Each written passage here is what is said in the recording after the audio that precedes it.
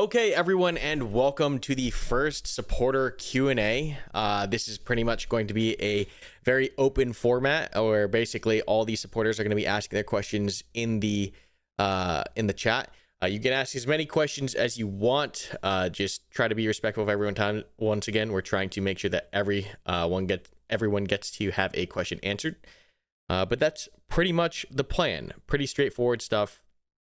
Otherwise, we're just going to start going because I know that there's going to be, some of these questions can end up being quite lengthy. And of course, if there's a question that I cannot answer, I'm just going to tell you guys straight up, like, hey, can't answer that question yet. Don't want to talk about that stuff yet, just because, we might have plans for it in the future. Or we don't want to discuss it quite yet.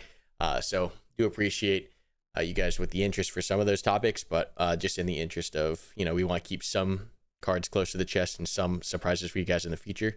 There might be stuff that we do not cover. But yeah. That's how this is going to go. The last thing I want to announce is how this weekend is going to go, because I know a lot of you guys, this is once again our first supporter weekend. So tomorrow, today actually, all the keys and launcher stuff has gone out, and you'll be able to log into the launcher, use your key, and authenticate your account. And then tomorrow, the build will be available to download. So today you are not, downloading. At the time of this recording, you're not downloading any game yet, just the launcher and making your account.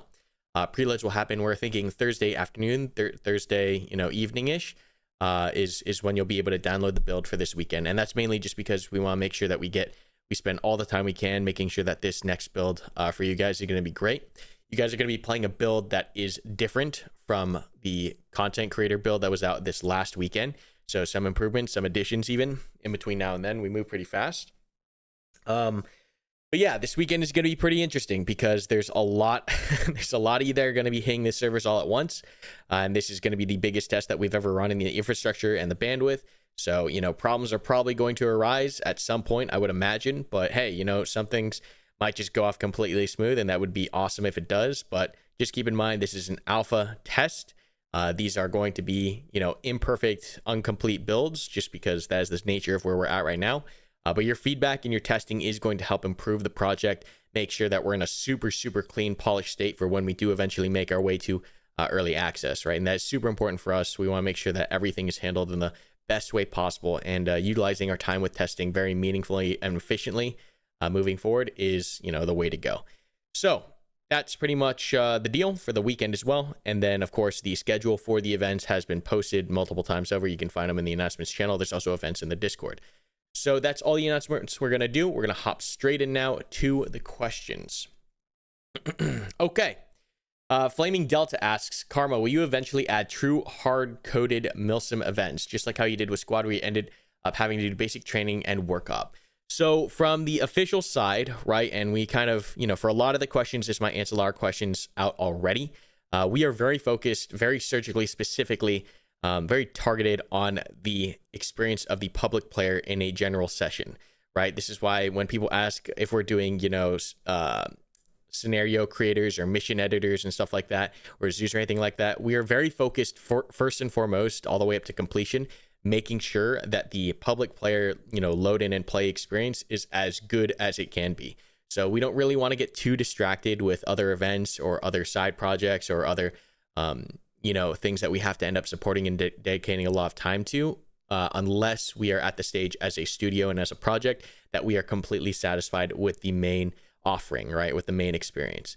So, I'm sure communities out there will host their own events and we will support them where we can. But just know that a lot of the focus and resources and time from the studio perspective is going towards making sure that that first premiere experience is as solid and as enjoyable as it can be. Are these questions going to be specific to the upcoming playtest or just general QA? Anything regarding Bellum. Do y'all have any plans to add... Sorry, Sammy asks, do y'all have any plans to add more to the medic system currently in place? The current medical system seems pretty nice, but adding in maybe broken limbs or similar injuries. So, the philosophy behind how we're rolling out medical is we want it to grow with the player base, right? Because the last thing we wanted to do was day one with a whole new player base is drop, cat advanced medical or something insane on you guys, where you guys are dealing with, 15 different narcotics and you're doing blood pressure and all this. We don't really want to drop that on the player base. What I can say is that we will expand the medical system after like taking into account the state of the player base and the comfortability of the player base with the medical system. We're not, in the habit of expanding systems just for expansion's sake. Even if something might be completely realistic, if it doesn't serve the primary, game experience, we typically try to, focus our efforts on the most impactful systems. So if there's, if the player base is ready for it and we see a reason to expand the medical system, we're always open to doing so. But what I can say is like we are still slowly making improvements to the medical system in its current state. And that goes for the majority of the systems in the game overall right now, where everything is in progress, everything is still being improved, and things are still being completed. So even the medical system that you play this weekend is not the final form of it. What I can say is we have a medical, we call it medical 2.5 update coming out, just because technically we're on the medical 2.0 system internally. From like our perspective, but this 2.5 medical update will have the additions of things like specific negative effects on the player due to where the wounds are. So your arms will have more sway, your legs might affect your mobility. We're gonna switch out the chest bandaging to chest seals. That's more of a cosmetic kind of aesthetic change, but that's an important one that we're gonna do as well. We will have form of concussion effects as well coming soon, and then there's some other interesting additions to medical 2.5 that will be coming in the near future. That's like the next expansion internally as far as the mechanics go. But past that, once again, we're going to take into account the player base and their level with it, and then grow it with them if it needs to grow with them. The next question here is from Burlington. Burlington. How much consulting have you guys done with veterans and our active service members to get insight on making the game realistic enough to scratch everyone's milsim itch? What's considered too realistic for your team? The team is, number one, very familiar with the tactical and milsim space. Pretty much I handpicked this team to make sure that everyone on the team in some way, shape, or form has been involved in the milsim space, whether it be modding, whether it be, content creation, whether it be playing it professionally, or even being a part of the studios that have made games like this in the past. The team is very much handpicked in that regard. And so there's a lot of history and experience that they're able to bring, in addition with my experience in the genre as well. But not only that, as well as speaking to veterans, we have multiple veterans who consult with the studio. I will say, a lot of them are former Rangers. That's where the majority of the influence, obviously, as you can tell with like the Ranger Regiment in game, comes from. But a lot of Ranger influence. But we also have people that are consulting with the project that have participated in active conflicts that are going on right now, whether that be in Ukraine or other places as well. So we really do reach out to our combat veterans and advisors quite a bit to make sure that things are as authentic as they make sense to be. As far as asking, what is too realistic for our team? We are making a game. It might be the most realistic game you ever played, but it is not like one-to-one real life, right? That's kind of, I know, a little bit of a tricky way to think about it, but we are making it an experience that is the most realistic experience out there as far as the first person perspective, is taken into account, but it is done in a way that is enjoyable for as many people as possible as involved, while being as believable and as authentic as possible. That's kind of like, I know it's like a really weird answer to give, but that's kind of where we draw the line. So we don't necessarily do anything for realism's sake. We look at reality and we try to shape it into the video game and think, is this a cool, authentic, realistic behavior that we can introduce into the player base without, becoming an absolute nuisance? So I guess one way to look at it is like our philosophy on like anti-personnel mines or like one-shot headshot kills, right? To some degree, a lot of these things are authentic and they're realistic and they are necessary in the real world, but in a video game sense, they end up becoming super detrimental to the experience because not everyone is treating the game as authentically as possible. The same reason or kind of logic goes towards us not allowing teams to cross speak to each other, right? Because like just in the real world, while you might be able to hear someone speaking to another, in a video game sense, I can tell you how many times I've abused that personally when I've been able to on whether it be certain Arma servers or other spaces online where you're gaming and you're able to just shout that you're friendly, and it detracts from the experience. So there are certain things in regards to realism that, when implemented in a video game sense, detract from the actual experience of the player. And that is a very nuanced discussion, and that those topics and those things that come up in that regard have to be thought of quite carefully. And it's just a lot of experience in the gaming sense that determines which of the reality topics that we pick and choose and put into the project. So yeah, there's no like hardline black white of what is too realistic. It's just certain things that just detract from the actual game experience. So that's kind of the answer there. Major Reno says, do you have the option to customize keys? I only ask because after 20 plus years of gaming, I've always used the arrow keys, not the ASWD keys. Yeah, you'll have the option tomorrow to rebind 99% of things. There's still bugs there, obviously, with the rebinding of things, mainly because we have, a slightly more advanced control set than the standard FPS game.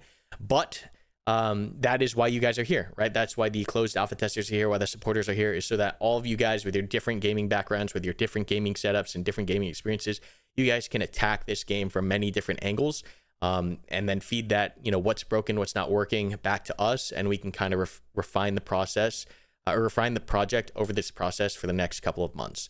But yeah, you should be able to customize your keys come tomorrow. There might be some problems, report those problems, and we can get them fixed for you. Exapu asks, I'm extremely excited for the prospect of this venture and the fact that this is a project built by people who are just as passionate for milsims as the rest of us. The only concern that I have as a consumer is whether or not it'll be finished. That's the hard question. What kind of guarantee do we have as supporters of the project that we'll be able to see this game completed? I mean, we've been in the space for a long time. A lot of us have put our reputations on this project, right? We're not just no one group of developers from who knows where that you've never heard of that are putting their time and effort and livelihoods on the line for this thing. It is in the team's best interest to get this project finished. There's no real like hard guarantee I can point to, other than like I've pretty much completely swapped my career into putting, as a content creator, into doing this. A lot of people have, left other opportunities to join this as well. This is a real team with real expenses, with real effort going into it. And everyone here wants to finish the project. That's the best answer I can give you. And this is a team of some of the most passionate developers and people who want to put this thing together that I could find and grab. So that's what I can say about that. How far we go is how far we go, but we're intending to take this as far as we can go with it. So that's kind of the answer to that that I can give. I hope that satisfies your question. CD Reckless asks, what is the initial download size of the game for this weekend's event? It should be below 40 gigs. We also, just a reminder, when you're installing the game tomorrow, please install it on an SSD. If you can install it on an NVMe SSD, that's even better. We've had people in the past accidentally install it to external hard drives.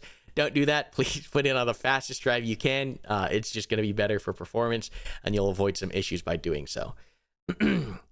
Dill asks, say someone lays on a grenade, how will that affect it? Will the body absorb it, or will it spread like normal?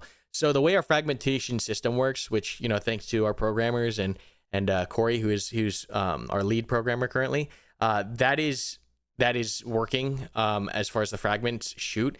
There might be some issues with how the body absorbs it or how the penetration code runs. This is why you guys are in alpha testing. These things have to be discovered and fixed if they're not working. But the intent, if it is not happening right now, the intent is that, yes, laying on a grenade should absorb the fragmentation. I don't think we've ever had an opportunity in like standard gameplay testing to actually test that, now that I think about it. I don't think anyone's laid on a grenade or had time to. But yeah, test it this weekend. Let me know how it works. The system is set up so that it should, and if it isn't, we should be able to do it. What server regions will be available at launch? At launch, so early access launch is what Carson asked this question.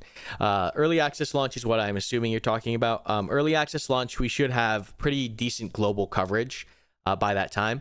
For the time during alpha and beta, it might be more limited, but come early access, we should have pretty decent global coverage for servers.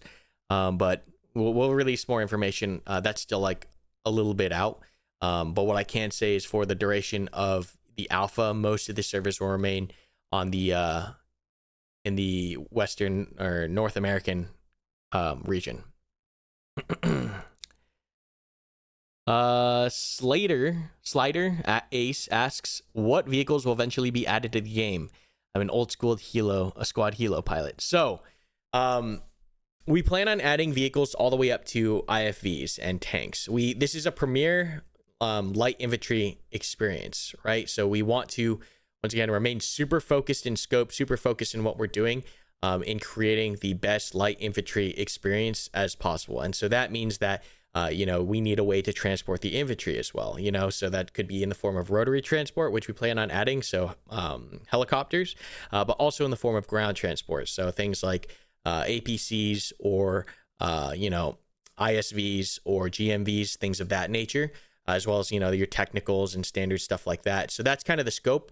We don't really want to get touching into the IFV or tank territory anytime soon, mainly because those, in my opinion, introduce a significant amount of balance issues that just kind of once again detract from the light infantry aspect of the experience.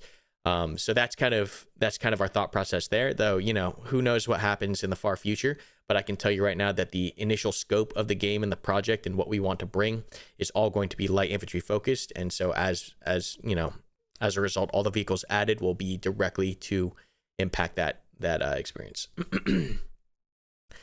Major Reno asks again, what is the comms distance for the squad? So it's map wide. I will say we are playing with terrain interference and distance interference with the comms. There's some aspects of that I like. There's some that's still experimental and testing. And then, of course, you have the local comms, which is about like a 15-meter-ish range. But currently, with the size of the maps, you're able to hit everyone on your squad net and platoon net with the radio, no issues. There might be a little distortion. But the maps simply aren't big enough currently that you would ever, just naturally, authentically have issues with comms currently. Codead asks, do you plan on having a system in place for in-game VoIP between different opposing teams? So touched on this one already, a little bit already, is that while it can be authentic in certain very controlled environments, gamers will be gamers and will abuse that system, and it will detract from the experience. And the worst part about that is that it forces some groups to just not VoIP or talk in game at all and use Discord instead. And so, on a game that's really focused about communication and teamwork, we want to keep as many people in the VoIP system as possible rather than having everyone fragmented into their own Discords. So that's kind of the thought process there, as well as just trolling. Like, it's super easy to troll. Like, I remember when certain games allowed people to hop on the platoon nets of the opposite team, and it's just an absolute disaster, and it can get super memey. So we're just super careful with that stuff, and we think there's more impactful, realistic things we can add that will be better for the overall experience than, cross-team VoIP. Coyote asks, I think I heard your answer this prior to starting, but is this, yeah, you can record this and stream it. That's fine. Slider Ace asks again, someone from the founder says there, so that's not a question. Emerald asks, how much will you guys try and optimize for older PCs? Will you do as much as physically possible, or will you go until the average PC can run the game or somewhere else? So optimization is super important to us. It really is. We want everyone to have a good experience, right? We want everyone to have a smooth experience. We want as many people to be able to play the game, as many people who want to play the game to be able to play the game, obviously. And so that's a pretty high priority for us. On the flip side of that as well, right, is we're very much in the experimental kind of mind space when it comes to a lot of systems, and we really want to, create that next generation feeling experience and leverage some of these technologies that allow us to do some pretty cool things. So to some degree, those are on opposite ends of each other. But as far as we want as many people to play the game as possible, but we also want to use some of these new technologies that will allow us to experience milsim and the tactical shooter genre in a different way. We expect everyone at min-spec to be able to run the game fine. So it depends on what your bound or your definition of older hardware is, right? Because I think our min-spec is set at 3060s right now. I know someone that was playing with a 1080 that was playing with 1080 Ti that was playing with okay frames. I know that a lot of people who are running very much, pretty old hardware this last weekend were running okay. But yeah, that's kind of the thought process there without going through every single card and every single hardware option. That's the philosophy we have there. Xcapo. What kind of support can we as the community give back to the team at Sturdy Industries? Honestly, like, I'm going to say this first and foremost. The biggest support that the community can have in regards to a game like this is to just be as welcoming as possible, as open-minded and as welcoming as possible. I say open-minded because there are going to be a lot of unique features and quirks. Maybe quirks is the wrong word, but unique things done in this game that are not done in other games. So just to create the experience that we're trying to create. So just, whenever a new feature is introduced or a new idea is introduced, be open-minded about it, try it out first, and then give us your feedback there about what we've added to the game. But yeah, we are very much on the edge of doing new things that have not been done before in the genre in an attempt to kind of elevate the experience. So, that this is going to go, a lot of what we do goes against a lot of the typical things that have been done in the genre in the past. And so we just ask, when it comes to development and to features, like, trust us. A lot of us have spent so much time in the genre, so much time thinking and designing these things that we're going into, every idea that we introduce to the game has been thought of, ad nauseum to a degree. But when it's introduced, just be open-minded and try it. And welcoming. I say welcoming because we are targeting a very niche audience, and to a lot of people externally, milsim is incredibly intimidating. And we want this game to grow. And what this game is trying to do is show people that milsim does not need to be nearly as convoluted or intimidating or difficult or hard to get into as it should be. That is like a very big reason why this game exists, is to create an experience where you can hop in and learn the systems in a frictionless manner, but have the depth of milsim that I think a lot of people wish they could experience when watching, certain content creators or certain specific milsim operations. That is like a big goal of this project, and what sets this project, I think, in my opinion, apart from others, is the level of cohesion and coordination and just immersion that is possible out the box. But that only can happen if there's obviously a player base that's open-minded to what we're doing. And that is welcoming to accept new players into the genre, to teach them, right? Everyone is going to have to do their part in, kind of informing people how to play this game, right? And we as the studio, we definitely take that super seriously. We try to do everything ahead of this one event to make sure that we had at least text guides going out and just extensive text information. We plan to supplement this with our own form of video content to help teach people. We'll also have, we'll have training and not training, but what's the word I'm looking for? Tutorials in the future, further down the line, in game, to help teach people as well. But yeah, that's it. Just be a decent player when playing. Don't gatekeep. Don't rage at people. Everyone's going to be learning these systems, especially this weekend for the very first time. It is going to be just challenging because of the gameplay design that we've put into the game. It's going to be scary. That is one of the things that we've noticed, is that when playing Bellum, it is just scary because you do not have as much information as you have in other platoon shooters. And I think we did a really good job capturing that kind of fog of war and that immersion that you feel when moving throughout the map. And when when shit kicks off and that firefight starts, you will kind of see who's more comfortable in those situations and who is not. And you'll see people freak out. You'll see people just shut down. And then you'll see some people be able to step up to the plate and play and kind of direct people. But be open-minded no matter what. Be welcoming. Don't rage at people. And then there's also opportunities, for the pacing of the game itself, to teach people, as you're walking to X, Y, or Z, or as you're pulling security or whatnot. There's an opportunity to help those around you. And helping those around you is just effective overall for your survival and for your odds in the match. So just those are the only things that we really ask of our community, is to be engaged and be an active participant. We kind of demand that from you when you're playing the game and playing the experience. You'll kind of see what I mean this weekend as far as like demanding your attention. This is not a TikTok scrolling on the side kind of experience. So yeah, that's I know it's kind of long-winded, but that's the best thing you can do is help those out around you and teach, because better players on your side mean you have a better team, and better opponents mean you have better matches. I know a lot of people have played games where you kind of just landslide one team in a platoon shooter and it's just boring, right? The match is over, you go to the next one and you can roll it again. Like, yeah, you're winning, but you're not really playing, the game as it's intended to be if the other team is just like losing at a second's notice. So good players all around will make the game better all around. Renaus asks, will the game have native Linux support, or is it expected to run well via Proton? So right now we're focused on PC. I know that some of our programmers have started poking around with Linux support, and that is definitely an interest of ours, but we'll get to it eventually. It's on the priority list. As far as Proton, that's going to be someone more technical on the team is going to have to answer that. CD Reckless asks, what is the top 3 things that you want us, this weekend's testers, to actually keep an eye on and report issues of?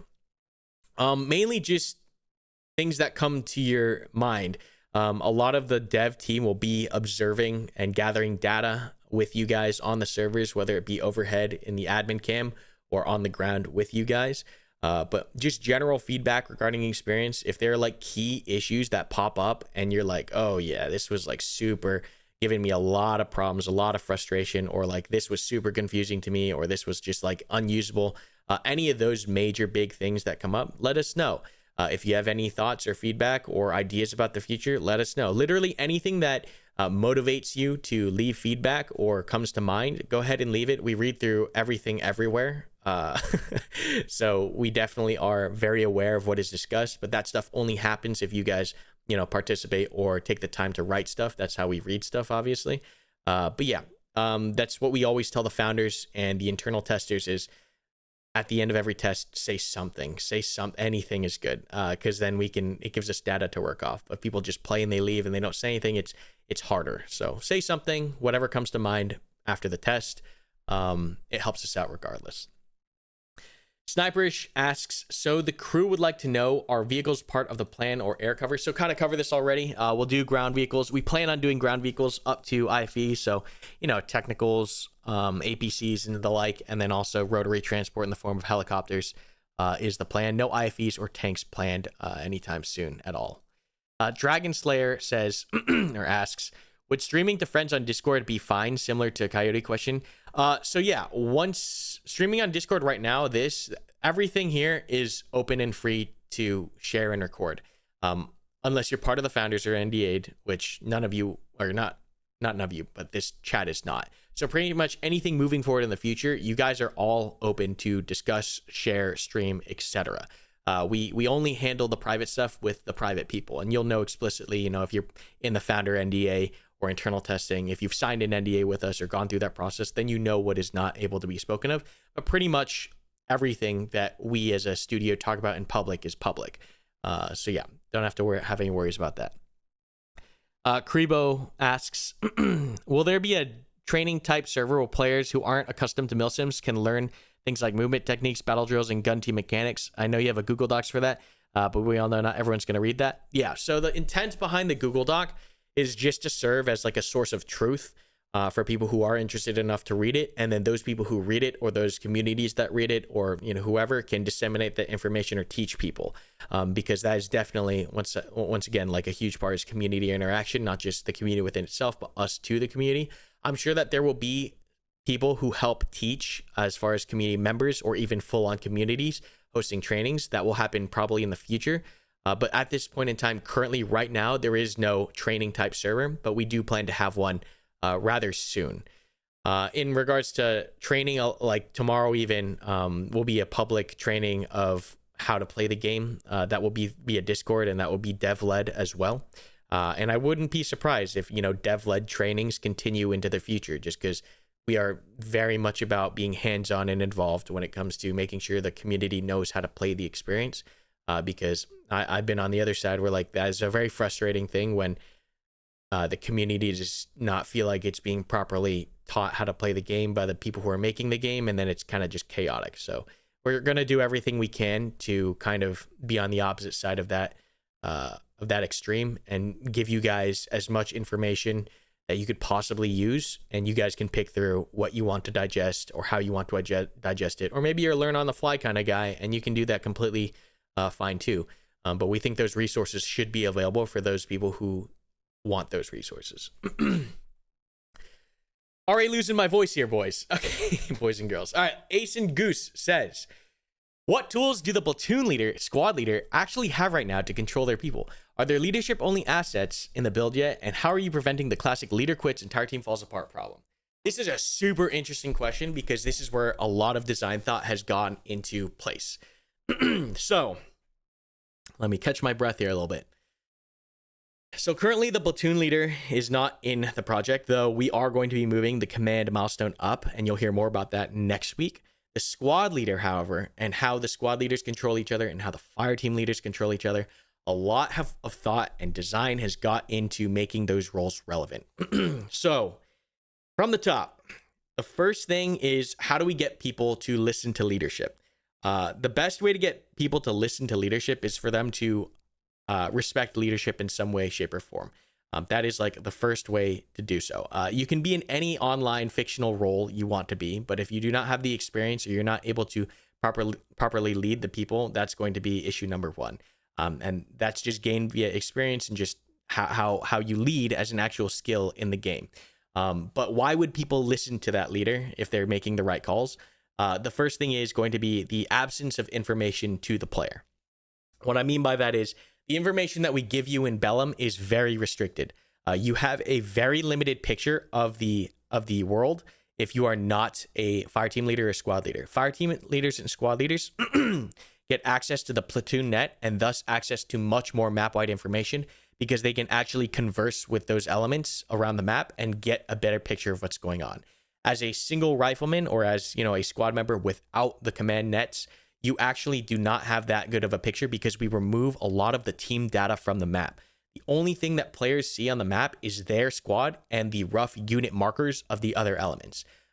Before in other platoon shooter experiences, you can always open up this, this powerful map that shows you literally everything you need to know on the map, and you can tell what squad is losing their fights, what squad is going where, how many squads or how many friendlies you have over in this area, and you can kind of just ignore your leadership because you have the information to make the decisions.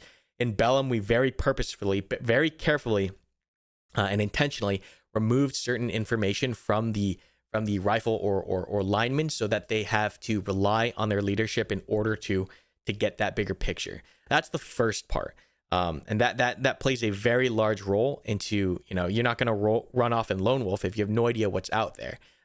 That's just a factor of that and the limited lives. So that kind of ties into the second part, which is fear, right? And that's limited life.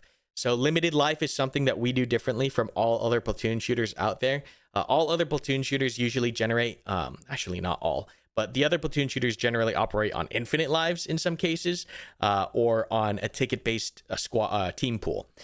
We allocate lives differently in our experience. In our experience, every player, when you join a faction and you spawn in for that round, you get the lives allotted to that faction. So basically, the Rangers or the Russians, they're considered conventional factions. They get 3 lives. Unconventional factions like the Insurgents or the Guerrillas, the Al-Salam faction, they'll get 5 lives. Now, this is all balanced, right? And this is stuff that you guys will be testing, is how balanced do these lives feel? And does one team have too many? Does one team not have enough? That'll come out in testing. But so far, 3 and 5 is where we've landed. But the idea that you are responsible for your own life and for the amount of time that you spend in the match means that you no longer go running off lone wolf, because if you are killed alone and no one is there to help you, you are actively working against your ability to spend time in game, right? If you lone wolf 3 times really rapid off the start, guess what? Game over for you. That's it. So you really want to work closely with those around you, listen to the people who are giving you direction, because it is in your best interest as a player, like in the active experience, to do so. And that just comes from a whole bunch of our experience personally and on the team of working with limited life events, both in many of these experiences, I should say. And so that creates a certain kind of fear when mixed in with the lack of information, is that your life matters and the information on the map is limited to you. So you want to stick together with other people, just literally instinctively. There is nothing other than those mechanics that tell you, oh, I'm not going to run off alone. I'm going to stick to these map markers that I know. I'm going to listen to these people who are making decisions based off of the information from the other people, the other leadership on the map.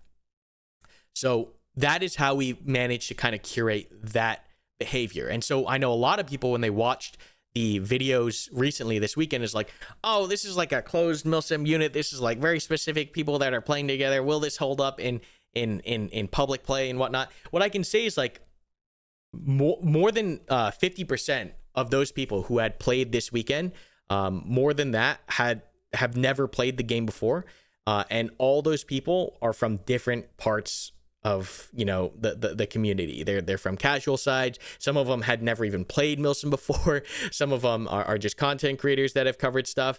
Other people are from, like, we had a couple people from a couple different units show up, but it wasn't like, oh, we took one massive unit that always knew how to play these games and shoved them all together into the experience.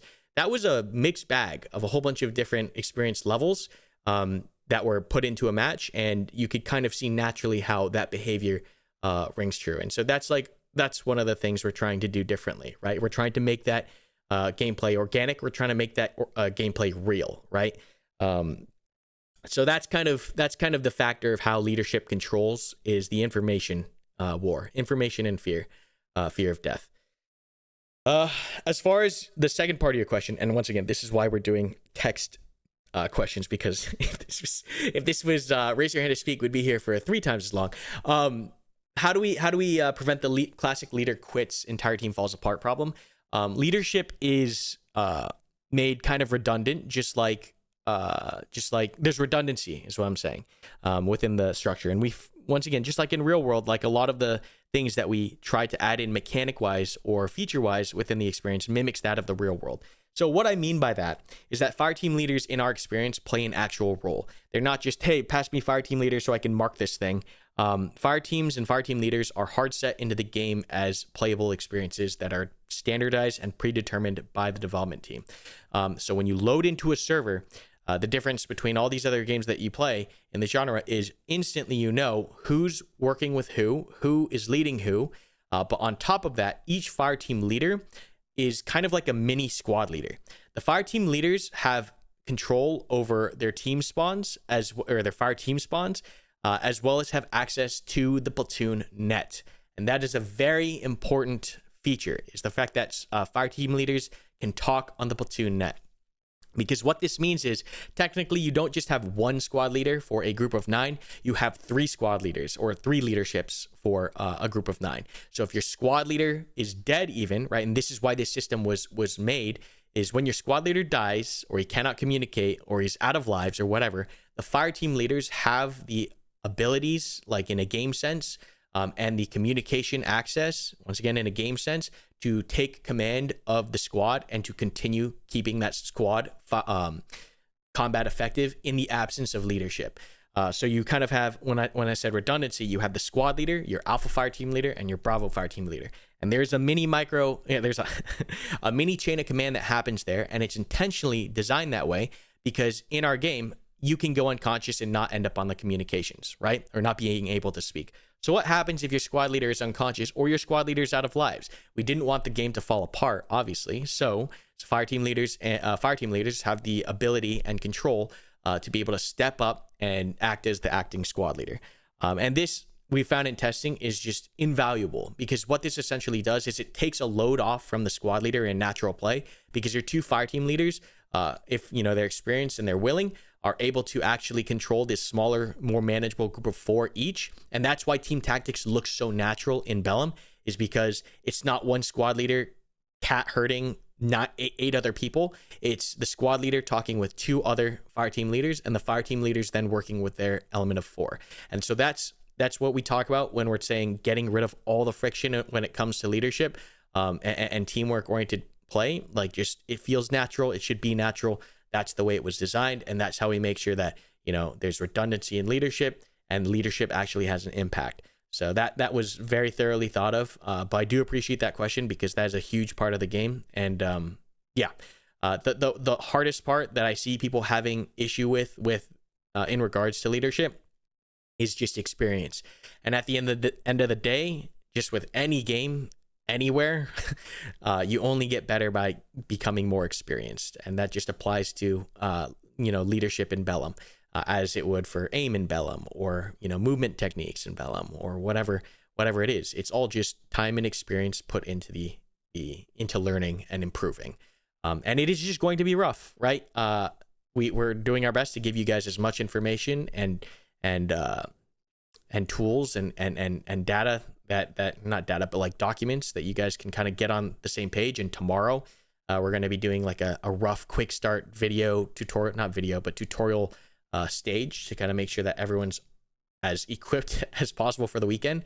But this, unless you are experienced or a veteran, or you've worked in unit stuff, Arma or milsim unit stuff for quite a while, it is going to be just different, is what I'll say. It's just going to be different from the other shooters you've played. Okay, sorry, that's a very long answer. Hope I answered your question, Ace.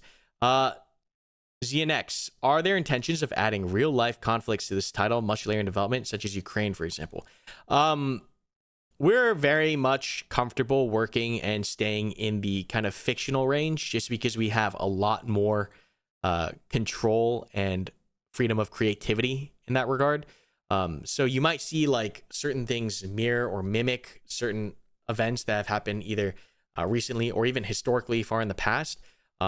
We use those as kind of inspiration, or just points that we can expand the game to. But we are not like in the business or like directly trying to copy or emulate active conflicts. Like that's not really a focus of like, oh yeah, this is like exactly what's happening over here. And part of that second question, the second part of that question is that we are very much a counterinsurgency focused experience currently. We are not a large scale combined operations experience. We are set on covering and completing our counterinsurgency feel, just because we think that is different. It's new. We can do it in a very unique way that I don't think has happened previously in the past. Like, as you can tell, a lot of the game already is asymmetrically balanced, and we think there's just more interesting design at play there. And from a player experience, you can do more nuanced or novel things in that regard, rather than just slamming two conventional teams against each other repeatedly for the sake of having a whole bunch of assets or whatnot. We really want this to be a unique experience in the space. And everyone is pretty much intent on doing large-scale combined operations currently. Major Reno says, I noticed a lot in the videos there's a white circle that pops up on players. What's that for? That is just an aid to tell you where a player's health interaction is. That may or may not be removed in the future. Bear asks, how many servers will there be? There should be enough servers for everyone.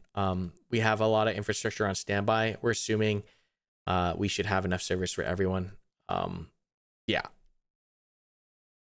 King Alex asked, I recently saw you spoke how Bellum was looking to introduce more complex mechanics for belt-fed weapon systems, such as changing barrels.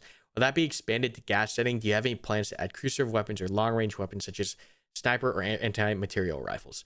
So, barrel changing and heat mechanics are planned for the project. These will probably be coming sooner rather than later, actually, just because of certain things that have come up in recent testing.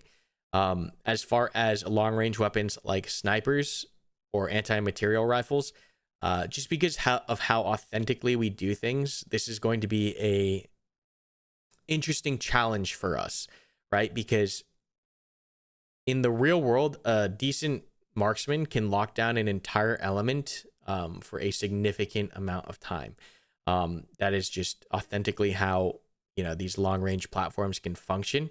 And so because of how, once again, the limited life, the fear kind of factor works in Bellum, you can't just have like snipers running around, because they will be overpowered in the sense that once an element hits a marksman, it is going to keep them fixed for a very long time. So that is a interesting thing that we're going to have to address in some way, shape, or form.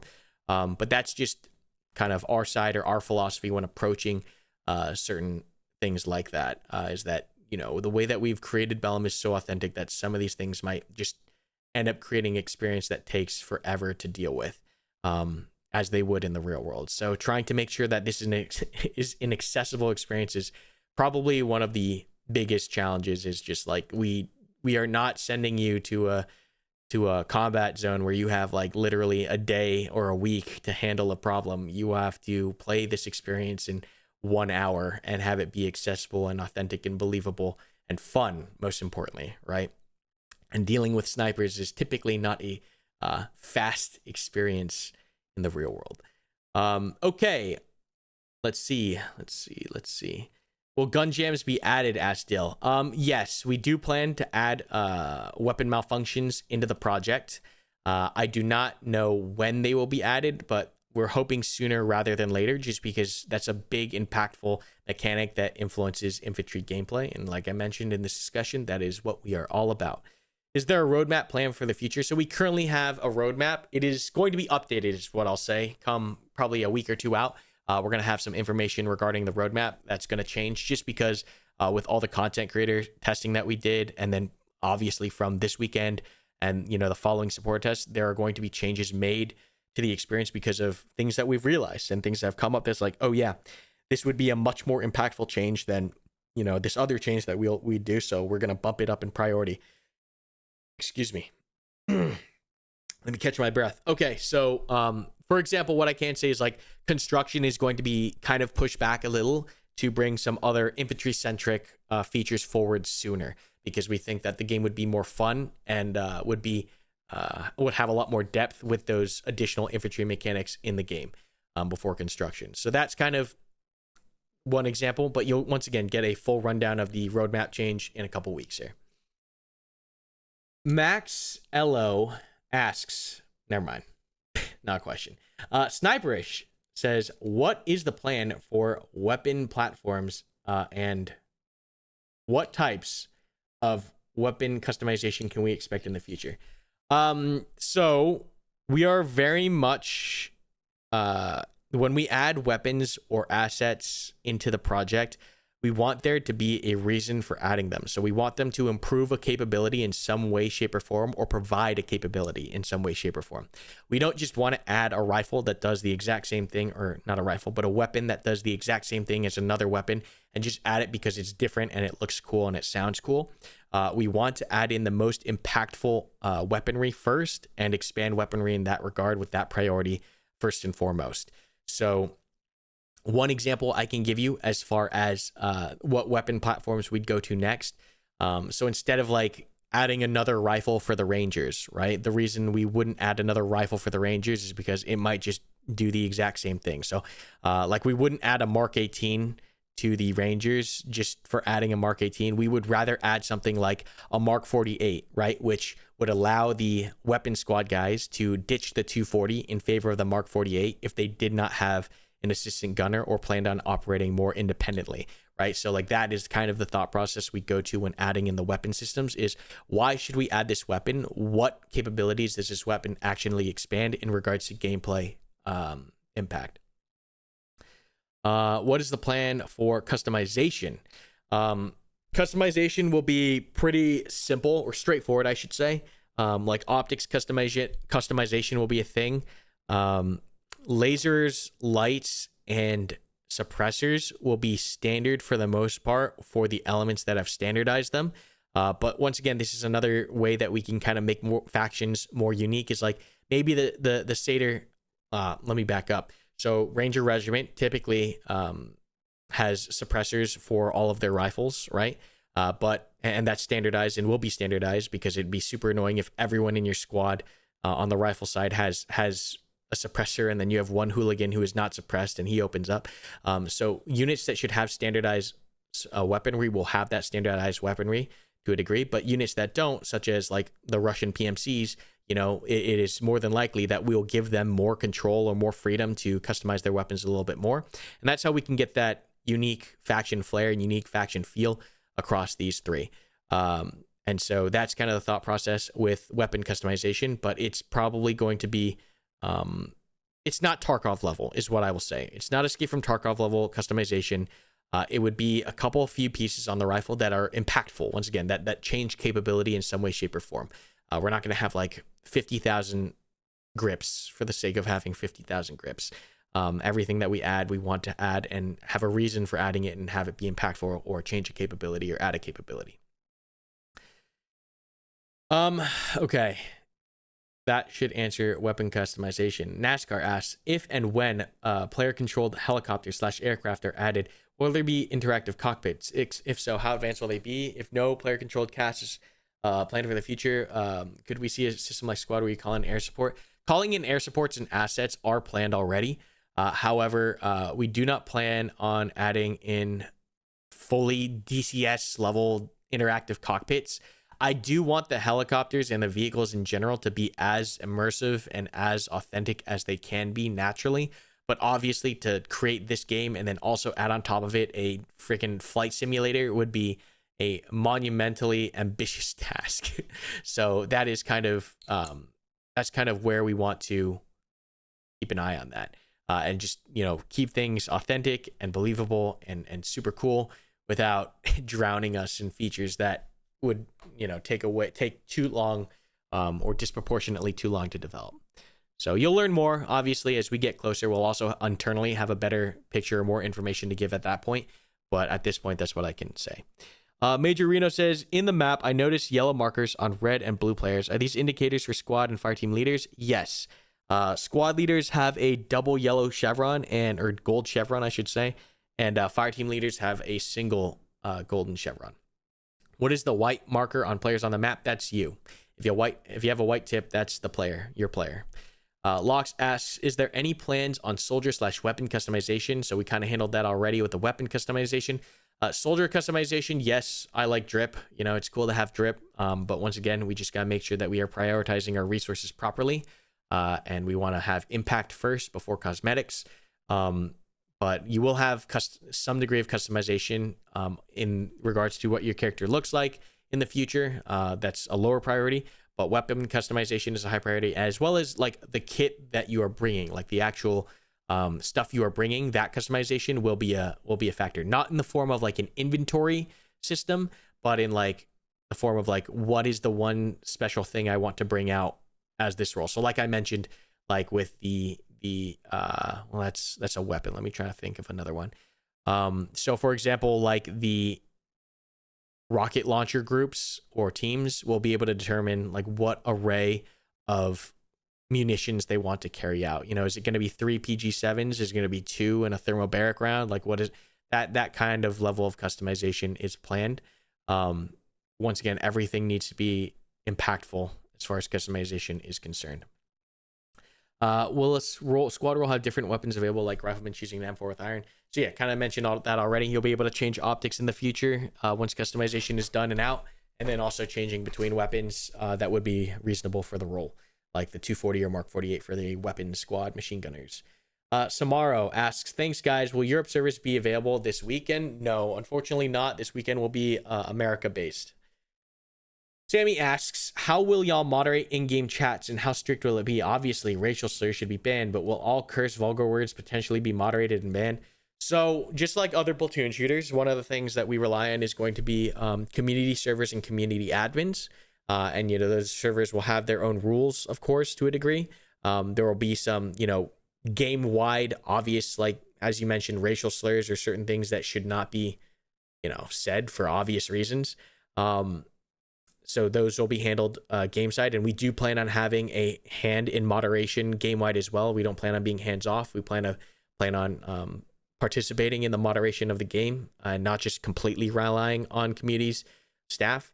But that's how most of that will be handled. Is just, hey, this guy said this thing, I'm reporting him, and then either the community staff of that server will handle it, or we'll handle it on our side. Yeah, that's pretty standard stuff for the genre, I think. Slider Ace asks, how many factions will there be planned upon 1.0 release? Upon 1.0 release, you'll hear more about that. What I can't say about early access release is that we'll have early access release will have 3 factions. The hold on one second, just got DM'd. Okay, sorry. We'll have 3 factions: the Al Salam Guerrilla faction, the Ranger Regiment, and the Seder Russian PMCs for early access. Max Ellis says, so I just download the launcher, but nothing's happening. It's not opening. You have to open the launcher after you download it. I don't think we have an auto launch after the download. Port asks, will we be able to set it all up on the day of due to IRL obligations as far as setup and downloading goes? So yeah, you'll be able to set it up whenever you download your thing. We're allowing preloads tomorrow, and tomorrow night you should be able to go in and set up your keybinds or set up your graphic settings or whatever. But during the day, you'll be able to mess with your settings. I think I understand that question correctly. Will we be able to set it all up the day of due? The day of due to IRL? You can, day of. Rainus asks, will there be language-specific servers or regions? This is important for players who aren't fluent in English and want to communicate comfortably. Yep, definitely tracking on that. That will be handled in time. However, we're focused on just with this first little bit of the alpha focusing on the Americas and English-speaking communities. Though we, with time, of course, as the game naturally opens up and there are more players, there will be more resources and more support for those regions and communities.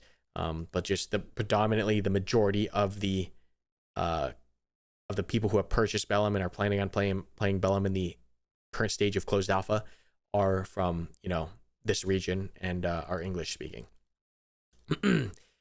Easily distracted by cats and jazz. Can you explain in any depth the hitboxes for the player models? Will there be armor ratings augmenting the damage dealt or absorbed? Yes, the armor for the Rangers and the Russians is placed exactly where they're placed on the character models. There are front plates and there are back plates. As far as the armor ratings, the armor system does stop rounds. The rounds are penetrating based off of their own ballistic data. So each round, right, from a 5.56 round to a 7.62 NATO round to like the 5.45 Russian round, they all have their own ballistic properties that are set to it upon being fired and are augmented by the environment, whether that be the air, whether that be the wind, or the penetration of a wall that it might go through, to the ricochet that it hits off of a metal whatever, and then it travels to the plate. Once it hits the plate, it runs a penetration check just like it would for a wall if the bullet hit the wall, and then that is where that damage is calculated. So just like real life for the most part. As far as like the armor ratings of the armor itself, there's not going to be like, oh yeah, you can put a different plate in your front or back plate. We're going to standardize the plates pretty much, just because our game isn't necessarily revolved on that micro level of detail as far as kit customization is concerned. NASCAR asks, how many maps are planned to be playable at launch? Also, what regions are considered for future map settings? So by the time early access rolls around, we expect to have two two sizable maps. First one being Highlands here, and the second one you'll be hearing about shortly. Or not shortly, but soon. But 2 maps by the time early access is launched, and then you'll hear more about 1.0 launch once we start pushing over there. But these maps and the way the game mode is designed, once again, are meant to be very replayable, right? These aren't linear maps. These are maps that can be played with any number of, or not any number, but a sizable amount of different area of operations on them. You'll have 3 different teams to play on them. You'll have different teams starting locations. You won't know the starting locations of the other team, which adds to more replayability because you don't know what's happening out there. The time of day that we have functioning is randomized as well. So you'll be, you could get a early morning match, a late night match. We're working on getting dynamic weather and time in there, so that will add replayability as well. So as far as replayability on the maps, 2 maps we're planning for early access launch, and then you'll hear more about the others in the future. Keys asks, will there be future DLCs to purchase that consist of, for example, weapons, camos, glove skins, etc.? Not like DLC packs for content, but there will be some form of limited microtransaction purchases. This is going to be very limited stuff. It's mainly because we as a studio understand how long it takes to fund a military tactical shooter at this scale, right? Like, I think if you look at not even just the platoon shooters, but almost every tactical shooter that is out there currently, these are games that have been in development for 5, if not 10 years in some cases. So we, from the onset, understood the financial implications of a project like this. And that's, for example, why we're not on Steam. That's why we've announced that we are going to be doing microtransactions in a limited sense, is because we do understand that we are going to need to fund this studio for a long time because our scope is so ambitious and there are so many cool features we want to add in. And because, the community wants that level of depth and expansion, that we do have to be financially set up and really cognizant of that for the longevity of the studio. So there will be future DLCs for microtransactions, but just from what you've seen already, right, from the founder or supporter skins, we're very much in the mind space of keeping these things authentic, keeping them believable.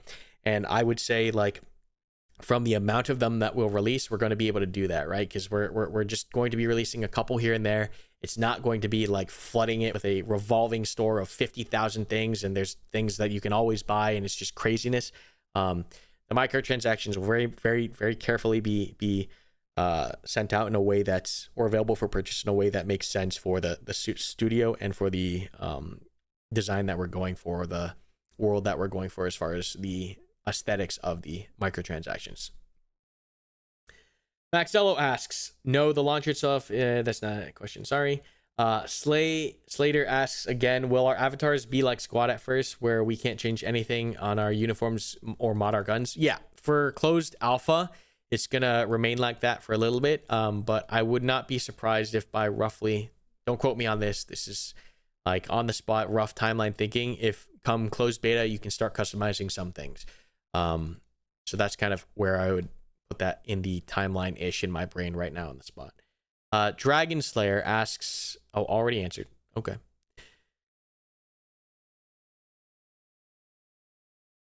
Tumaden asks, I know you plan on renting out dedicated servers on your own hardware, but will dedicated servers be available for us to self-host on our own hardware? Is this planned? And if so, why? And if not, why not? So all the hardware is going to be internal, and the main reason for that is because we do plan on doing a progression system. And because of that, we need to be in control of the servers so that obviously there are no, XP server exploits and whatnot. There are a couple of other ways we can go about doing this and having custom servers as well. But that requires a much larger discussion and will probably be announced further on or later on if it does at all. But for the current plan, the plan is to host all servers internally. The other reason why we want to do that is, number one, is we can make these servers more affordable to everyone, right? And then we can also, one of the really cool things, right? People always ask, why do we have the launcher? What's the point of the launcher or whatnot? Well, this is a community-centric and community server experience, right? Like, there are going to be community servers. Community is a big part of it. We want the community servers and the people who are running those servers to have the tools that they need. I've been on the hosting side of these games for a very long time. I know what it's like to go to some third-party website that you don't know what's happening with the software, and then you have to log into a portal, and then you have to go to another website from another third party, and then you have to download a third-party server managing application, and then you have to configure it all on your own. And it is just this hassle that we just hate.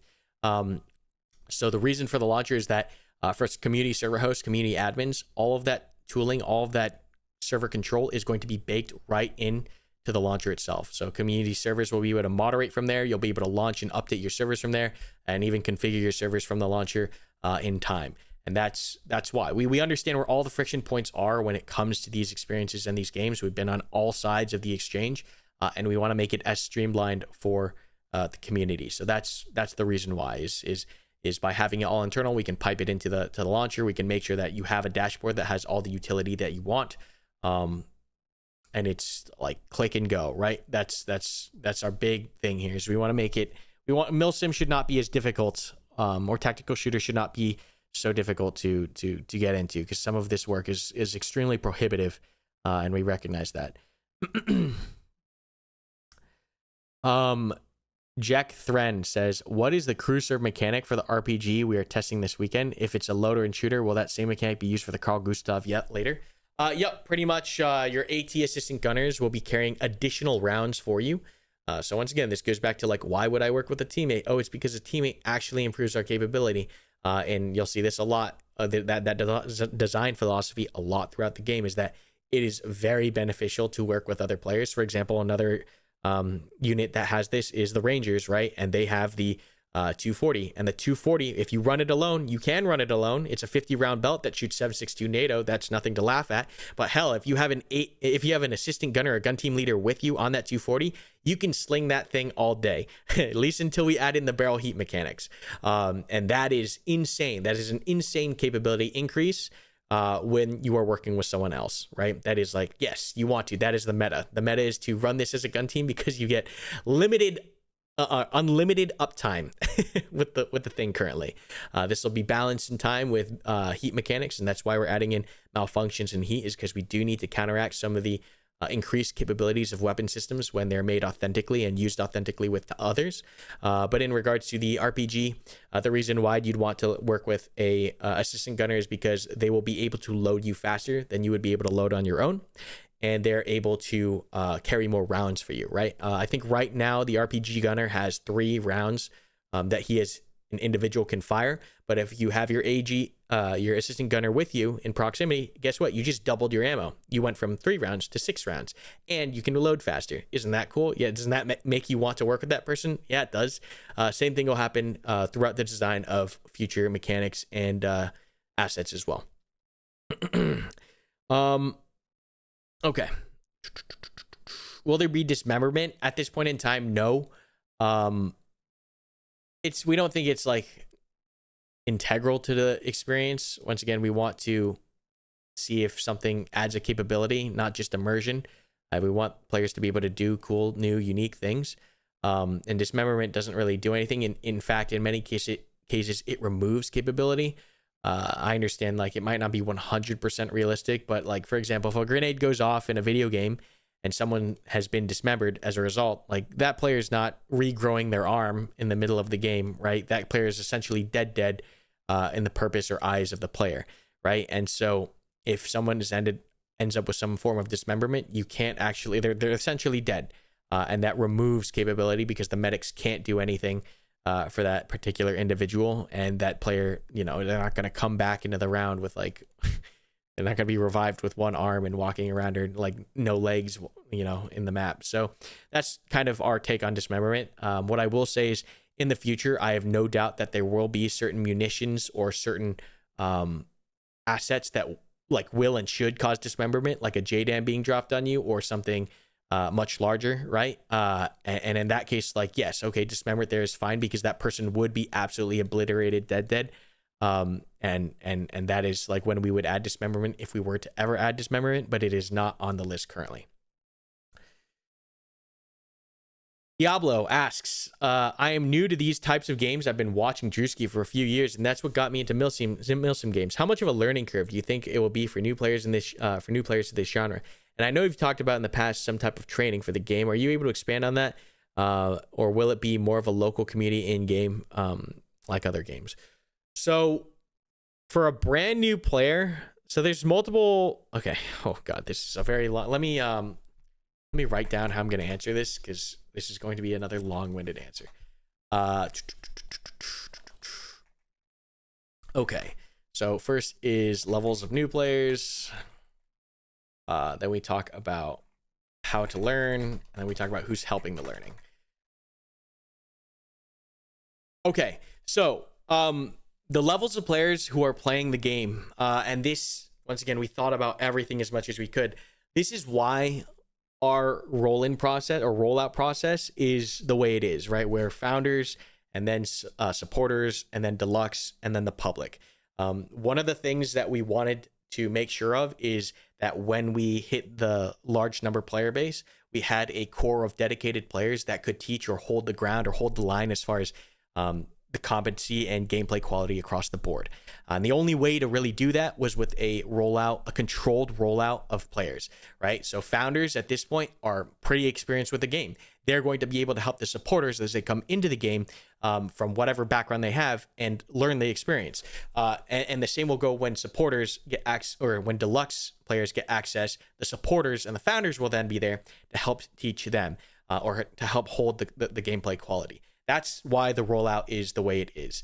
That's why the access level is that way, is because we wanted to ensure that there is a stable foundation of player base as we open up at every level.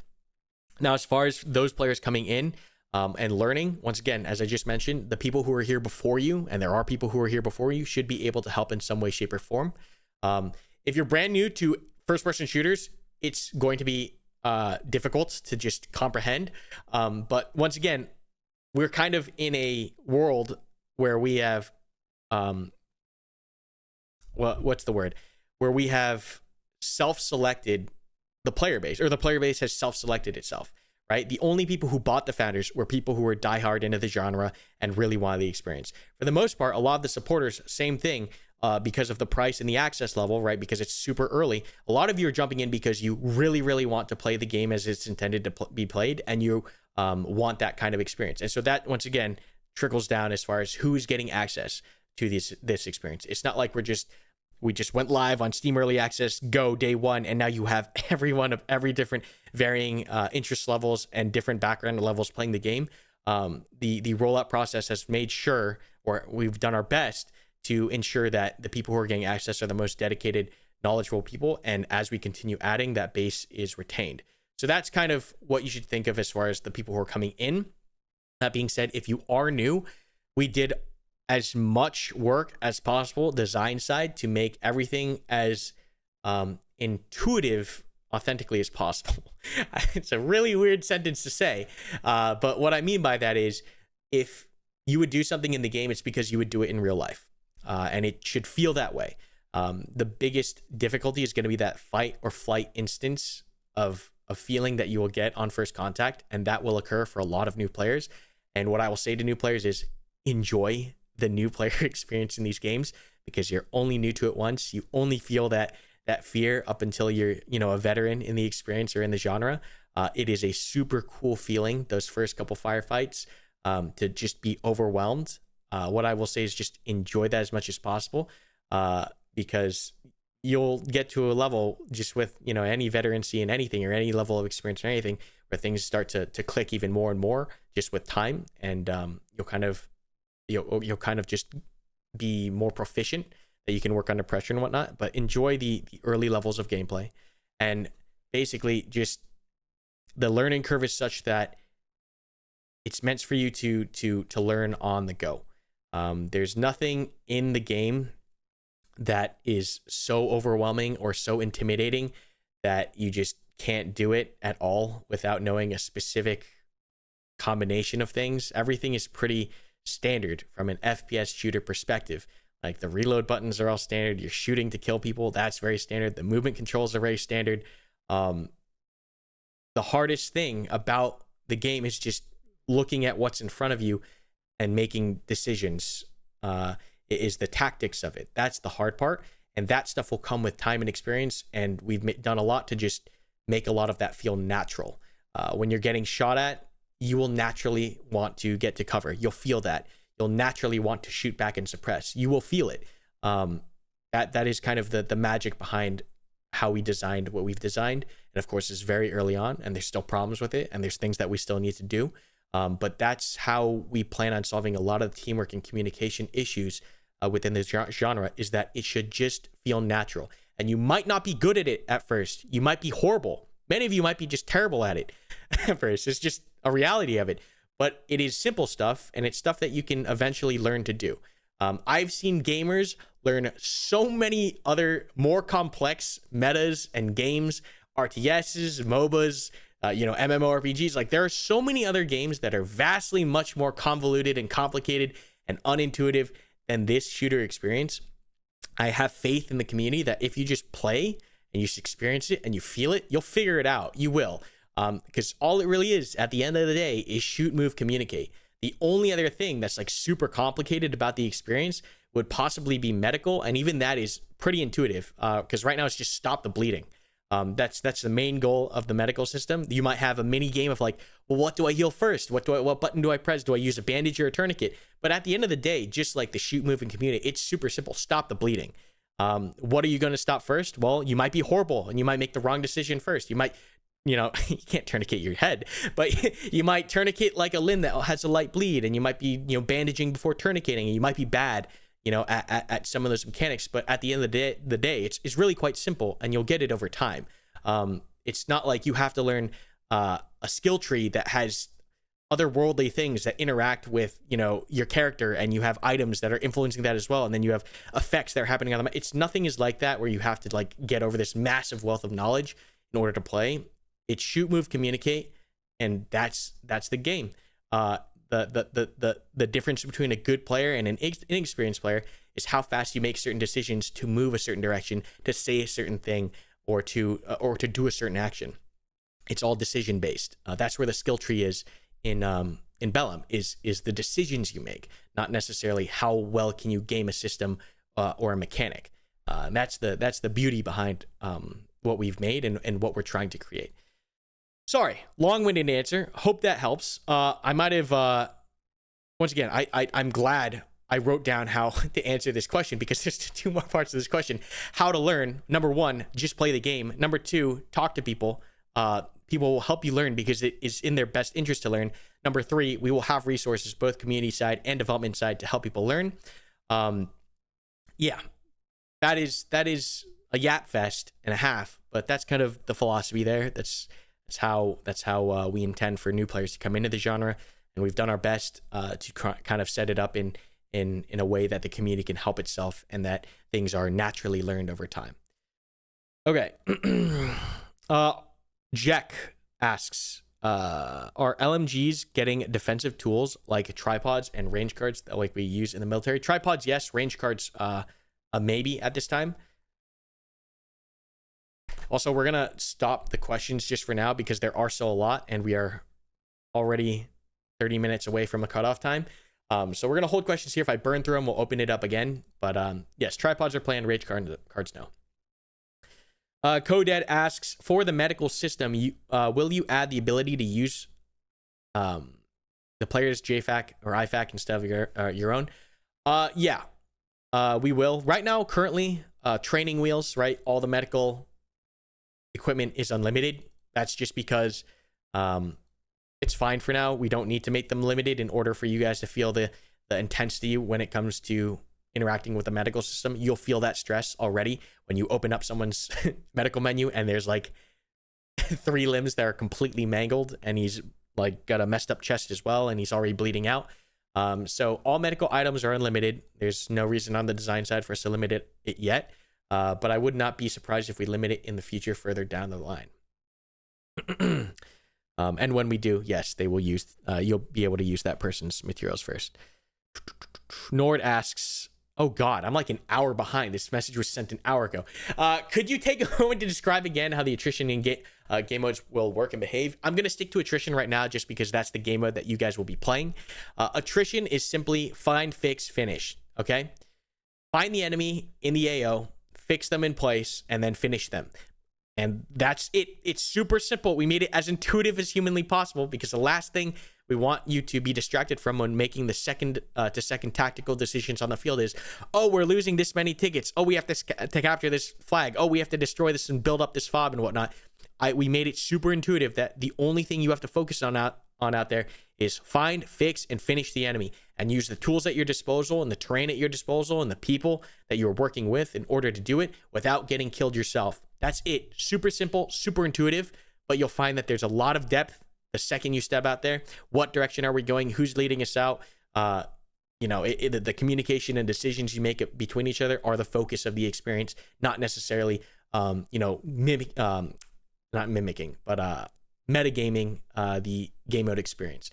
It is very simply, very intuitively, kill the enemy before they kill you.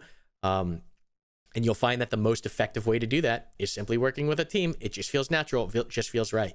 So that's the thought process there. Slider Ace asks, no, not a question. Sorry. Sarge asks, does the game mode play as attack and defend? No, there is no attack and defend in this current game mode. Attrition is simply find, fix, finish. Both teams are essentially hunting each other in the zone, and it gives you so much freedom to do that. You know, will you be splitting your squads up in an attempt to surround the enemy force? Are you going to march towards them and make a movement to contact with the platoon online? Are you going to maybe you'll move in a squad column fire? I'm getting too nerdy about this, but like how you go about the map and how you position your forces is completely in the hands of the player. You have the freedom to do exactly what you want to do with regards to the terrain at play. Are you going to set ambushes? You know, are you going to feint and pull the enemy towards you and then ambush them? Are you going to continually hit and run them? There's like, you have like all the freedom and time at your disposal because of how simple the game mode is. It is simple by design. It is meant to give you the time and space to utilize the tactical tools at your disposal. That is very intentional with how simple the game mode is, because the last thing we want is for players to be thinking about some kind of meta game mechanic in the back of their head as they're playing and min-maxing things and rushing things, or not caring about living or dying because of a certain, you know, game determined objective. Your life is the objective. That is very much the objective, is your life and, you know, the lives of the people around you and killing the enemy. That's very much the goal. And that's how we get you into the mind space of how to act and play authentically, is by giving you authentic conditions to play in. Yeah, hope I could have just, I love talking about that. I could talk about that forever, but we'll just kind of move on here. Sniperish asks, will there be other types of special operators or PMC factions in the future? In the far future, once again, we're very concerned much more with going deeper than wider. I'm not in the, you know, I'm not interested in copy pasting factions just to have more factions. I would much rather have unique capabilities for these existing 3 factions and have them all play super cool and have super cool gadgets and weaponry and assets at their disposal that really allow you to do some cool things, rather than having 50 factions that have very limited similar capabilities but have like different uniforms and weapons and stuff. That doesn't interest me as much. Afterburner asks, will night combat be added? Yes, eventually we have to get to that point, and the biggest thing there is just balancing night combat with the asymmetrical aspect at play, mainly because using night vision against insurgents that do not have night vision is not fair out the box. There are certain things that we're gonna have to do, certain capabilities, once again we have to add to the insurgent faction to make that fight feel more dynamic, rather than, oh, we're just, you know, lighting everybody up in the dark. So that's the biggest restraint when it comes to night combat, in addition to us having to come up with a couple of creative ways to disincentivize gamma boosting, because that is very prevalent. This is a video game. It's one of the unique challenges we have to deal with. But yeah, that's the notes in regards to night combat. But yeah, night vision's cool. Love it. Just have to be balanced, and we have to figure out that asymmetrical problem. We're confident we'll be able to. It's just going to take time, and there's other things on the docket. Dragon Slayer asks, will there be a conquest, capture the flag, hold mode like Reforger? So any game modes that we add are going to be our own flavor, are very unique. I very much dislike like go here, capture this style of game modes like that we've been playing for 10 years. We want to do new stuff. The team wants to do very new stuff, introduce new things to the genre rather than repeat the same old stuff that we've been doing for years. We want to add unique flavor to certain game modes, and every game mode that we add, we want them to be thematic, which is a very important word in the studio, is making sure that everything that we do feels like what you would be doing in that situation, not a gamified mechanic of like, go here, stand here, do this, pick this up and move this here for the game reason. We want you to have a very deep reason behind doing certain things in the match, and the best way to do that is by making the game modes thematic, and that takes a lot of time. That means that it's not just a simple capture the flag or sit here in this circle kind of thing.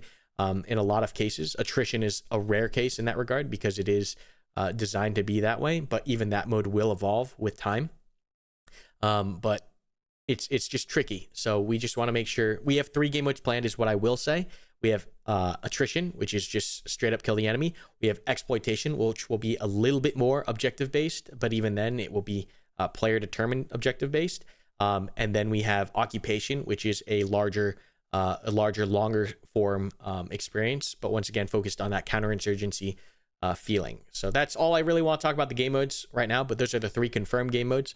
You'll hear more about them as we get closer to them. Attrition, of course, very simple, and not only is it great as a simple game mode, but also just in the future as we bring in newer players, as we grow, right? It's always going to be beneficial for newer players of the genre to have a super simple experience so they can focus on learning the game and not gaming the game mechanics.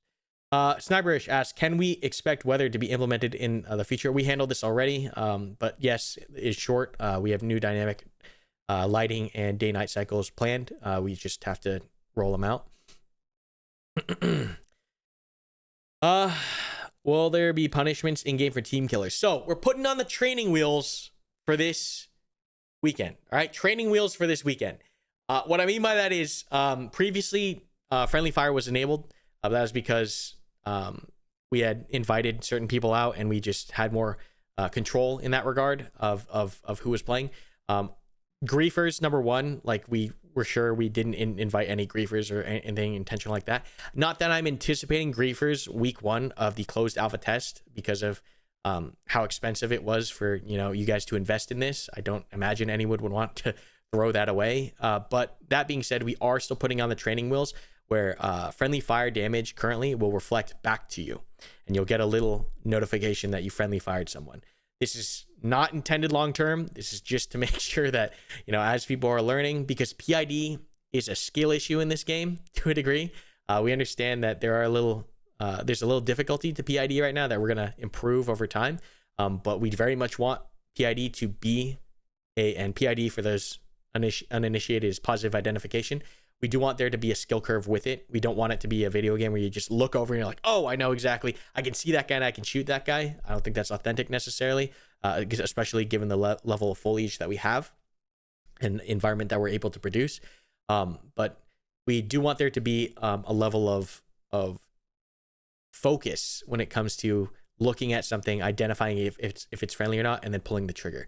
I completely understand that right now, because it is pre-alpha and we do not have all the guardrails in, that might be a little too much to just hope on. So for this weekend specifically, team damage is reflected back to you. But honestly, that is also a good way to just teach players to PID too, because like if you don't PID, you pull that trigger, you're gonna hurt yourself. So team friendly fire is consequential, and it will be reflected back to you. Currently, this will be evolved over time. Removed, tweaked, this is just a very quick and easy training wheels thing that we're putting on this first weekend. Will we be able to drag bodies? Not this weekend, but that is planned, Dill, in the future. Xeon X asks, will team-to-team VoIP be a toggleable server option? Not planned. We very much want there to be a standardized level of play across the game. We do not want this to turn into other experiences where like you have all different kinds of servers with all different kinds of mods and all different kinds of settings and medical settings and yada, yada, yada. We want there to be a standard of play across the game. That's very important to us. It's very important to us because number one, that really feeds into our teamwork oriented experience and having there be a level of cohesion that is expected or standardized across play. In games where you have too much freedom or too much customization, there is no standard of play, right? Because if I play on X server that has different settings and then I go to Y server, then guess what? Like it's a completely different environment. I don't really know the rules, and like it's much harder to just maintain cohesion from server to server. We want this to be a place where there's a standard of play and a standard of cohesion and coordination, that the gameplay that you have is consistent. It's not like, oh, I have a horrible match and then I go to this other server and it's just wacky all over the place. We want there to be a general community agreement in some way, shape, or form in regards to how the game is played, rather than letting everyone just fragment into their own experiences. That's what we're about. There are other games that do that, and then we'll do it better than we ever will. But that's not what we're trying to be. Locks asks, does the game detect extra mouse buttons? I believe so. Not sure. Go ahead and try it this weekend. Let us know. Tragic Tim asks, accessibility question. Will there be a color blindness mode? If not, how important will color vision be in this game? We do plan on adding in some accessibility assists, but there's no colorblind mode in currently. How important will color vision be? I would say definitely it is important. Just for, as I mentioned, PID to a degree, but we plan to make some accessible assists as well. But yeah, it is important. There are no assists currently is unfortunately the answer. Sarge asks, and this is once again alpha stuff, so once we get further along, I imagine we will have more accessibility support. But we just have to be careful that, people who don't have issues are abusing the accessibility assists. So it's just a tricky problem for us. Sarge asks, will there be more factions once the current 3 get fleshed out? In time, definitely, but there's a lot we could do with these 3 factions that has not been done in other games before, that we want to do first. So it will be some time. Sniper-ish asks, is ambidextrous weapon handling a thought? To a degree. The biggest issue with that is that it would create exponentially more animations that we have to do. So that is a time and resource problem, and it's also, like, once again, a factor of, well, how much does this improve the average player's play and capability wise? And the answer to that is, like, it does impact it, but there might be other things that we have planned that impact it even more, or impact the infantry play even more. So thanks, Sniperish. Slider asks, for whoever mentioned they hope they're, oh no, that's not a question, sorry. Xenon asks, no, Gore, we answered that one already. Burlington asks, is there a single player component to be considered if we are successful with this project? AI. No, currently no. That's the official answer right now, is that no, we are not planning on doing AI. AI in the realistic tactical shooter space is insane. It would require an immense amount of resources. It would require so much time in order for us to get AI to a point that I would be satisfied with, and I would okay, right? Just because, like, in realistic tactical shooters, you have to get AI to a level where they feel like they're human. And, time and time again, with all the other games previously, I know a lot of, games that are focused around single player tactical shooter style play. I've not seen any game actually in the genre provide, like, AI to the level that I would be happy with, and they're focused on it. And I just know that we're focused on PvP first, and I do not feel comfortable, assigning those resources to that experience when we want, once again, at the beginning of the discussion, to focus on the PvP main premier experience first. But who knows, once we finish that, whenever, how many years that is, how far further down the line is, then if we finish and we're happy with PvP, then, who knows? But yeah, that's a huge investment, in my opinion. Okay. How's the destruction of the environment? There is no destruction currently. Ask operator dynamite. Sorry. Whoa. Also, is there different animation types? There will be, part of customization. And is there penetration in soft covers? Not sure what you mean by soft covers. If you mean by, like, foliage, yeah, everything in the game has a penetration value. You might not be able to penetrate it, but it's possible to penetrate it with something. There's no, like, invincible stuff in the game. So yeah, it's all determined by what you're shooting. Like, the PG-7 will go through, or it should go through in the future. We have to tidy up some of the RPG stuff, but it'll work just like you imagine a PG-7 from an RPG-7 to work. It will fire the rocket booster and accelerate. It will travel through the air. It will hit something. It will detect if it triggers the explosion. If it does, it shoots Spall first with the initial impact onto, the side where the RPG came from. It will penetrate whatever it's penetrating via the damage calculation. It will then exit on the other side, shooting more Spall and fragmentation on that side, and then shoot the cone of the shape charged in that cone on the other side of the environment. And that's how the HEDP for the 40 mic will work. That's how the GM94 HE round will work. That's how all that penetrating anti-structure stuff will function in the absence of destruction. So we'll get, like, the effects that you want from destruction, where you want to kill someone in a building or a room. You'll have the capability to do that, but there's just a technical challenge that we don't want to invest that much time into right now in regards to like, actual total destruction of things. Okay, Emerald asks, once the game is done, will there be much mod support? Once it's done, completely done, wrapped up, bows on top, done, that would be when we consider mod support. Mainly because I do not, once again, going back to, like, AI or, like, mission creator stuff, or, like, we're very focused on the primary experience. I don't want to dedicate dev time and resources to also maintaining an SDK while in active development. I have been a modder on the opposite side of that experience, and it absolutely is horrific. Mods break every time a game is updated, and it's just, sometimes there's not good documentation. The team who's supporting the SDK is just not that great, or not big enough. And it feels like modding is an afterthought. I do not want to treat our modders that way if we ever do get to modding.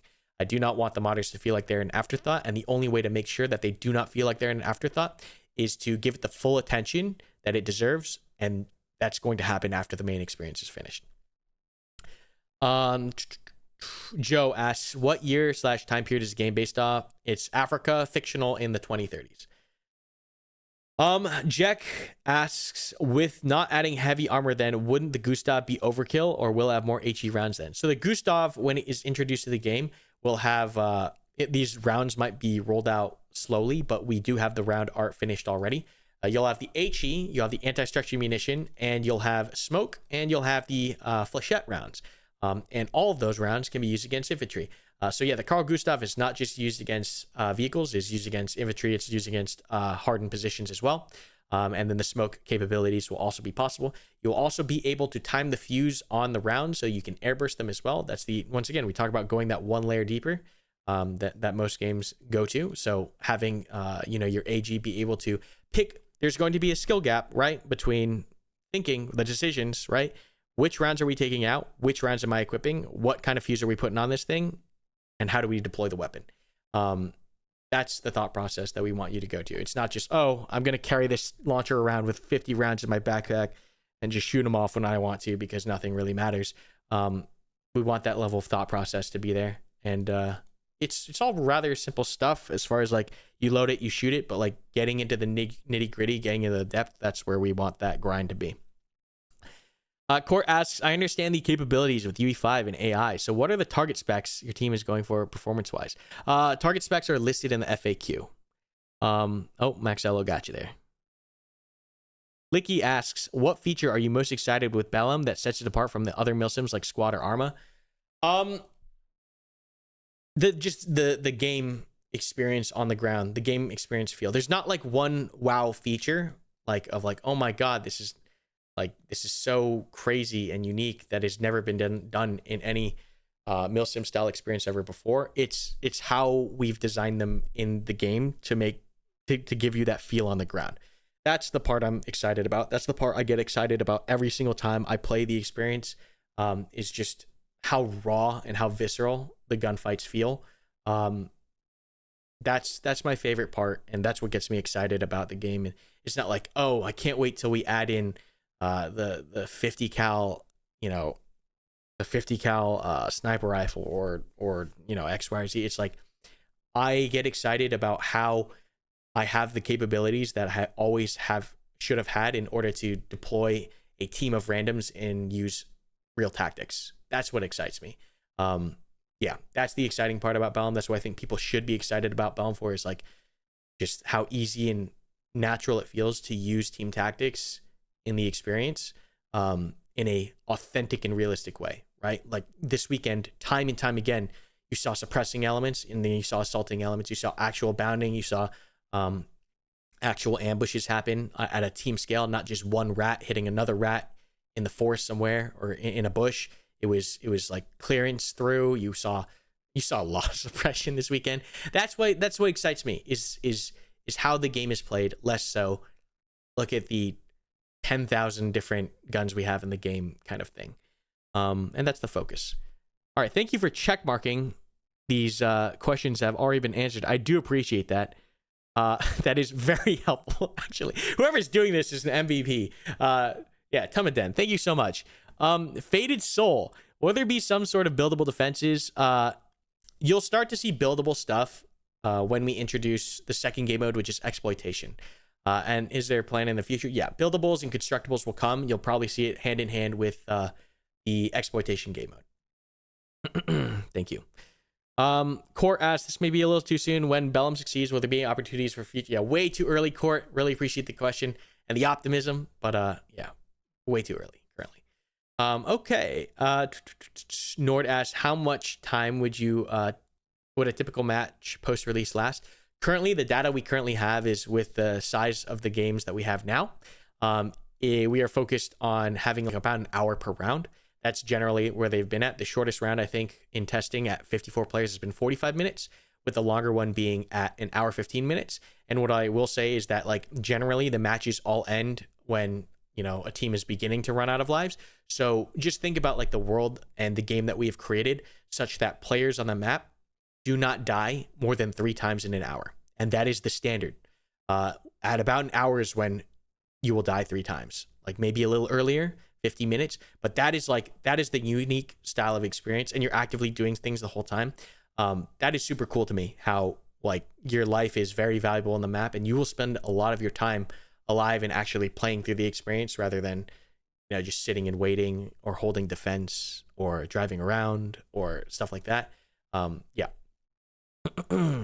Locks asks, is there any plans for the grenadier role to be able to undermount grenade launchers, or are they strictly going to be a separate piece of equipment? There will be underbarrel grenade launchers, yes. Okay.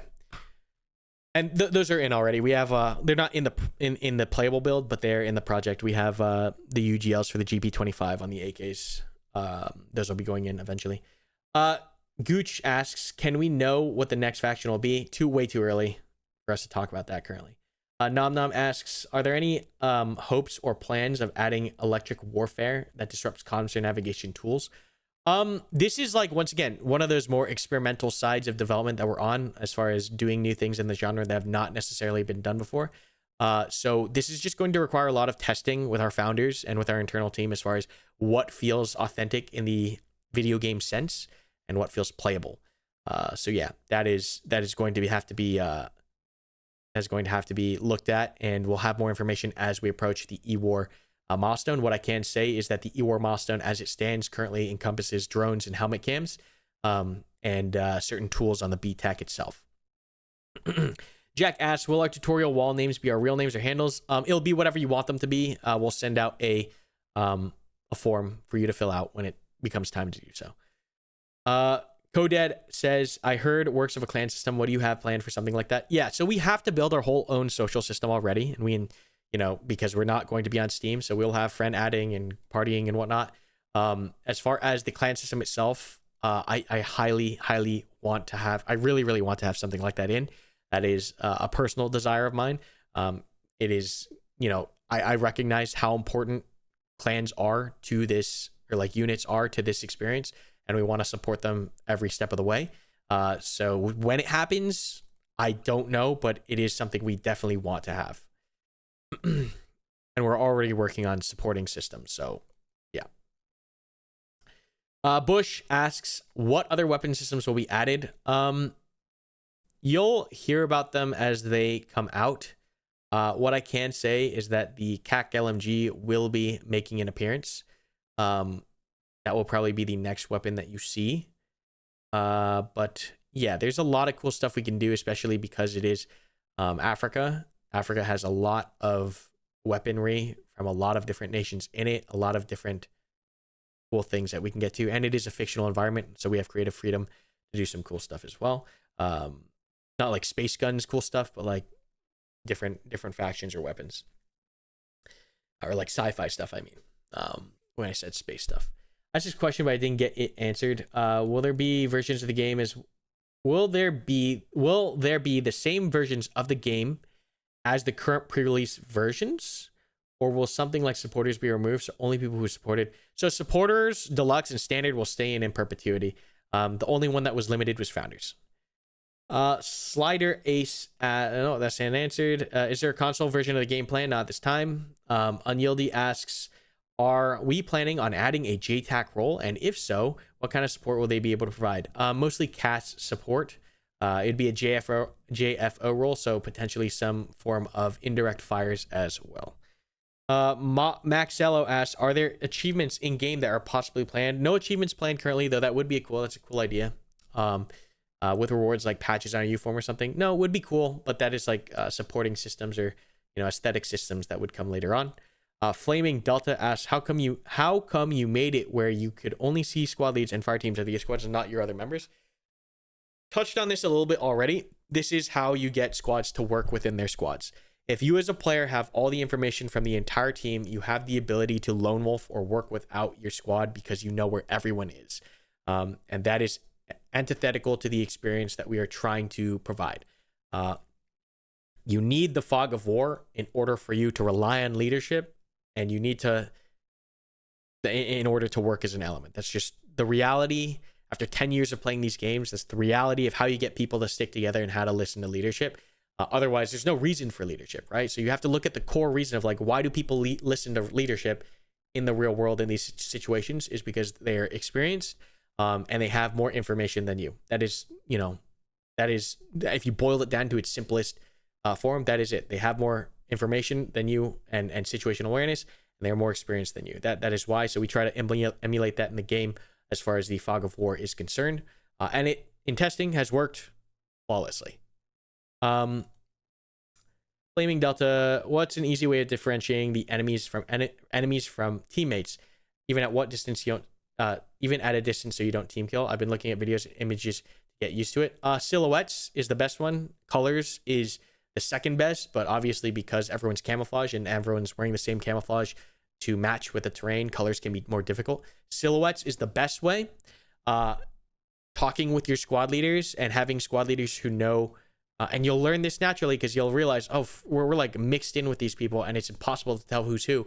Deconflicting as squads helps a lot because you'll see the general positions. There's a lot, once again, that's natural. You're going to play it and you're going to like, oh, this is the meta to play. This is the way to play it. So that's the best and most efficient way. And then, oh, what do you know? This is also the authentic and real way that it's done. That's how we've kind of hijacked your brain to do the realistic thing. Is because we know players will always play the meta. So the goal is make the meta the real thing. And boom, players will do it because players do meta shit. Excuse my language. But yeah. Visual is the first thing, is like making sure people are in different areas, and that's a leadership thing and a coordination thing. The second thing is silhouettes, and the third is if you don't know, don't shoot. A Blaze Snake asks, are you locked into a squad / role at the start of the round? Yes, you are. You will be. You aren't currently, but you will be. As soon as staging ends, you're locked to that role for the match. And once again, you're only dying 3 times, so there shouldn't be like a real reason if you're a conventional force to be swapping around roles willy-nilly. Yeah, you're locked in once the staging ends. Exipo, if someone has already asked this already, don't worry about it, or chat can let me know. Is there a plan to have a competitive esports style element to it? I know squad is a pretty deep competitive scene, and I could see this lives based style really being popular. Same answer. We've focused on the primary experience first. I'm sure there will be some form of community competitive element. At a certain point, I would like us to get officially involved with like organized play. But that is, not a priority currently. But we encourage it. We're not going to stop anyone. We'll do what we can to help. But we won't like officially focus on it as a real thing, if ever, until like, once again, primary thing is more or less complete, or it makes sense to assist in a more heavy-handed manner. Data Sloth. So I'm new to milsim realm. I've watched several of the videos. You can see squads overlapping. Oh, someone checked by this. Sorry. I can see squads overlapping. I could also see myself following the wrong unit as they split up. Would I be able to receive orders from a platoon leader other than the one I joined from, or are you forced? So once again, it's super simple. You will not be following the wrong person. When you look at the map and you see who is there, it's a bright gold squad leader. He's the only gold thing on your map, and you'll see the other triangles, and you'll naturally just instinctively stick with those players. I don't think I've ever seen an instance where someone accidentally follows another unit just because of how distinct on the map it is to tell. So I wouldn't worry about that. Don't worry about that. Yeah, if anything, open your map and go to the triangles. That's it. Triangles is your squad. It's very straightforward.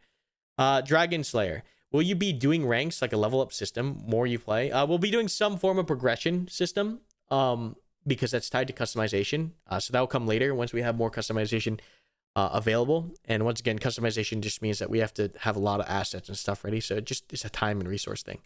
But progression will be based off of how many lives you end around with, not just how many kills you get. That is a super important distinction from our experience and other experiences, is that your life matters. And that's because that is the real world thing to do. And you end up doing real world things because of that. Yeah, your life matters. Your life matters a lot. It's not just respawn. Yeah. It'll matter for progression. Slider Ace asks, so if the SL dies, can the FTL then gain access to the command comms? FTLs have access to the command comms inherently. So off the rip, your fire team leaders can listen to the command net. Now, why is this good? It's good because you share the burden of the squad across 3 members. If your fire team leader or squad leader is in the shit, so to speak, and is getting shot at and can't hear, and someone's trying to talk to him, guess what? Your fire team leader can pick up that traffic. If your squad leader dies, as you mentioned, and runs out of lives, yes, your fire team leader can pick up the slack. Yeah, fire team leaders are enabled and encouraged to assist the squad leader and are given the tools to do so. That's why team tactics and fire team tactics work so fluidly in the experience, is because those guys have actual power, actual control, and can fill in their element. So one of the things you see a lot amongst good fire team leaders in the experience is you'll hear the squad leaders on the platoon net talking and like reporting contact or whatever the case may be. And then the fire team leaders naturally, because they have access to, hear that. Like they don't have to ask the squad leader what's going on here, what's going on here. They are just in the loop. And then they naturally can just speak to their fire team and keep their guys in the loop in local chat. So yeah, the way it feels so natural. It might be overwhelming at first for sure, but once you understand it, like it's not like you have to learn a whole bunch of weird stuff. A lot of the stuff we made very intuitive with time given and an open mind. Icers asks, when someone from leadership has to leave prematurely, is there a promote button if they have live lefts? So we'll talk about how mid-game joining works in the future once we implement the full system. Currently, right now, someone can just join and take the role, but even if you don't have a squad leader, you can still play the match with fire team leaders. Yeah, so it's not too much of an issue. We'll see if it becomes more of an issue over the alpha weekends, and we'll just have to cover down on what issues arise, but I don't foresee it being too much of an issue currently. Okay, we'll go for 15 more minutes because I realize I'm still an hour behind in the chat. Okay, will there be a friend request feature? Yes, we're gonna try to go rapid through these at this point. Court asks, as far as the different roles, are the loadouts going to be pre-generated based off of the role or future customization? Yeah, you have a set kit for your role and then customization based off of that role. Follow-on question, customization in the future will be limited to that role or balancing immersion, or will it be an honor system? It will be balanced. It will be pretty on the rails as far as customization, so things don't get wacky or overpowered. Flaming Delta asks, do you think you could add AI people or animals to fit the Africa feel? We'll talk about that later down the line because that's a very interesting question. And do you think that it would be unique feel with vehicles like movement to get in a vehicle, the clearness of how tight? It would be super cool for us to do vehicle internals. That is a super immersive aspect. We'll talk more about that stuff when we get to vehicles. So no hard answer on that net now. SAS41 asks, asking for a friend, are there colorblind options? We already covered that a little bit. The answer is there will be.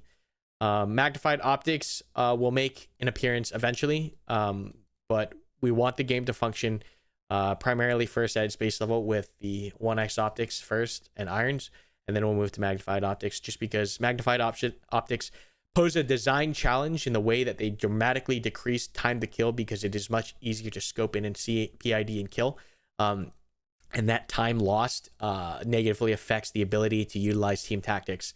So there's like some unique things we have to do in regards to gameplay when we add magnified optics. Okay. Will stripping down teammates for spare ammo be a mechanic? TBD. We'll get to that later. Locks, how are factions determined from map to map, round to round? Will be like squad where each team will vote. Voting is not in the short term. Right now it's just randomized. Court, given how things work in an unpredictable combat scenario, will we be able to pick up enemy weapons? No. So same thing. This is a realism thing. I know people are like, yeah, you should. In the real world, you should be able to pick up a weapon. Guess what? The second you pick up an AK, if you don't tell everyone in the element that you picked up an AK and you're using ergies, it just slows the entire element down. No one knows what the heck's going on. It's a Captain America style moment, and it's just it's bad for gameplay. So no picking up enemy weapons because of that case, where it's just detrimental to the cohesion and teamwork of the element at play. Other gear is, up for discussion as well. Up for discussion though, right? Because there might be things that you can recover that don't necessarily affect the team cohesion aspect. So that's a case-by-case basis. Well, she asked, will there be any complexity to the jamming system due to mud, for example, or will it be Tarkov style system or say an A style? It'll be mainly It will be mainly malfunctions will be based off a factor of heat primarily. That's like the main thing that would influence it, and then like an element of randomization.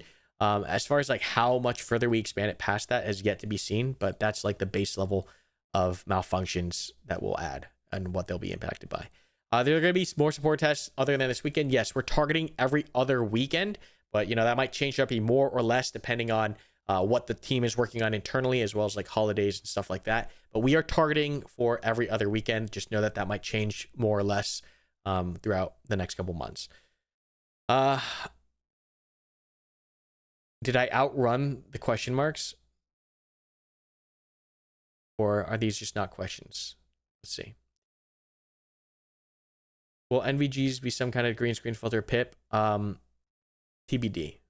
You'll hear more about it when we get closer down to it. Okay, all right. H. Hicks asks, will there be equipment options for sappers, explosive spec, claymores, C4 mines? Yes, there will be eventually with time. For setting up ambushes and or taking out vehicles with things other than AT. Yes, with time. But that is further when we get to vehicles, obviously. Slider asks, will there be ways to report players for bad teamwork? Yes, there will. Or just reporting players in general. We want to have a robust social system. Dill asks, how do you plan to deal with hackers besides just the in-game anti-cheat? The best way in the genre that you deal with hackers is with active admins. So whether that's community or AIs in Astartes Industries admins, there'll be, you know, a human element to the anti-cheater, anti-hacker portion. Well, she asked, guessing no restriction for E or GMT to play on the servers. Nope, no restriction. You can play whenever you can get on, so long as the event is running.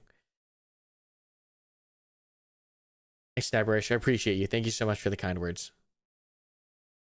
Sorry, I'm breezing through these real quick to try to catch up. I'm still an hour out. How am I still an hour out? I just scrolled through like so many questions or so many lines of text. How many game modes are available for this weekend? Slider asks, 1 attrition. Another question that might have been asked, will we get a chance to play in vehicles on this playtest? No, vehicles in the future. They need to be developed first. How long should you wait for key to arrive? If you don't get by tomorrow night, you can open a ticket.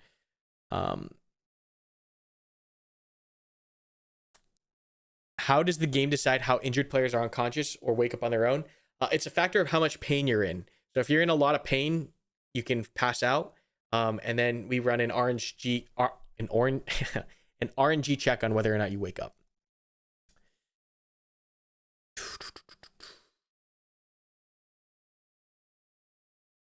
Sorry, reading through all this. You guys are yapping it up in here.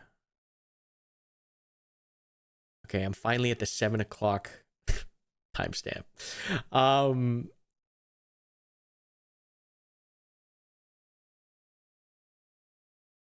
right. Taco asks, one question I forgot.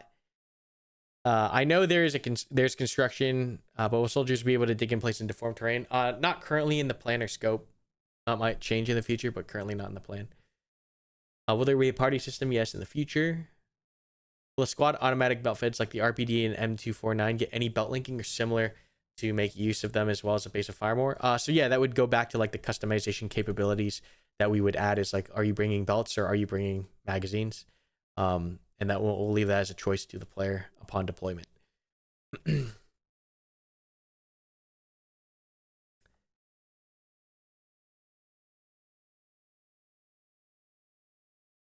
Microtransactions, will there be a discount to one's game edition? Also, will they be fungible towards server rentals? I don't know what you mean by that. I'll be honest. Will there be a discount on respective to one's game edition? Oh, not currently, not as it stands, but we have yet to even think about the first MTX thing. So yeah, you'll hear about that later on down the line. We're not gonna put MTX in for a little bit here. There's no need for it. Obviously, we're in like until early access. You want to see MTX, so it's a while out. Melee attack options. Yeah, eventually with time. Meeb. Solus. Good evening. Do you plan on releasing the game in other languages? Yeah, we'll try to get the language translations out for all the different languages. That just takes some time. Coyote asks, what will player progression consist of? New cosmetics. Progression unlocks customization, which unlocks drip and capabilities. Slider asks, what style audio engine are you guys using? Meta sound, just Unreal stuff. Will audio be similar to Squad Arma? I don't know what you mean by will it be similar to those, or the audio style. You'd have to ask Xiao Xiao more specifically. I just make sure the sound good. I don't know exactly how he's doing it. You'd have to ask him. For VoIP, can the enemies hear? Nope, that's been answered. All right, we are right at the 2-hour mark. Okay, thank you all so much, everyone, for your time and attention in this Q&A session. It has been very fun answering all your questions. I hope I've given you guys a better idea of what to expect for the future of the project and even this weekend. A reminder that tomorrow we will be doing like a training session, if you will, just to help extra prepare you guys for this weekend. Just going over base game setup. Once again, you should be able to preload by then and mess with your settings. And then just going over some very basic things or best practices when playing Bellum. And like I said, it's nothing overwhelming. It's nothing, super unintuitive or complicated. At the end of the day, if you work with your squad and you talk to them, you'll be fine. You will be just fine. People out there will tell you what to do. People out there will teach you what to do. At the end of the day, that is all that the game requires, is your attention, your willingness to work as a team, and your willingness to communicate. The rest will be instinctive, okay? So don't worry too much. Okay. Thank you all for coming out. This was fun. We'll do another one eventually. But yeah, it's a good time. And I will see you throughout the weekend, if not tomorrow. Otherwise, take it easy and good hunting out there.